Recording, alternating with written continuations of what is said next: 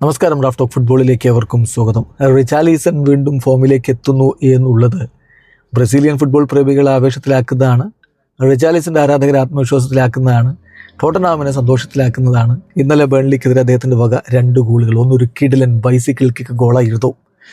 അദ്ദേഹത്തിൻ്റെ ഇന്നലത്തെ പെർഫോമൻസിന് sofascore.com കൊടുത്തത് 10ൽ 9.5. അങ്ങനെ മിന്നും ഫോമിൽ റിച്ചാലിസനെ കാണുമ്പോൾ സന്തോഷം ആരാധകർക്കുണ്ടാവുക സ്വാഭാവികമാണ്. എന്നാൽ റിച്ചാലിസനോടൊപ്പം തന്നെ ഒരു പെയറായിട്ട് കളിച്ച കുദുസിൻ്റെ കാര്യവും എടുത്തു പറയണം. മുമ്പ് ഹാരി കെയ്ൻ ഹ്യൂമിൻസൺ കൂട്ടുകെട്ട് നമ്മൾ കണ്ടിട്ടുണ്ട്. അതുപോലെ കുദുസ് റിച്ചാലിസൺ കൂട്ടുകെട്ട് മാറുമെന്നുള്ളതാണ് അറിയേണ്ടത്. കളി കഴിഞ്ഞിട്ട് റിച്ചാലിസൺ രസകരമായിട്ടുള്ളൊരു നിരീക്ഷണം നടത്തി മുഹമ്മദ് കുദുസിനെ കുറിച്ച്. അദ്ദേഹം പറഞ്ഞു, ഞാൻ വിചാരിക്കുന്നു ഇവൻ ബ്രസീലുകാരനാണെന്ന്, കാരണം അവൻ്റെ ഡ്രിബിളിംഗ് എബിലിറ്റിയും മറ്റുമൊക്കെ അത്തരത്തിലാണ് എന്ന്.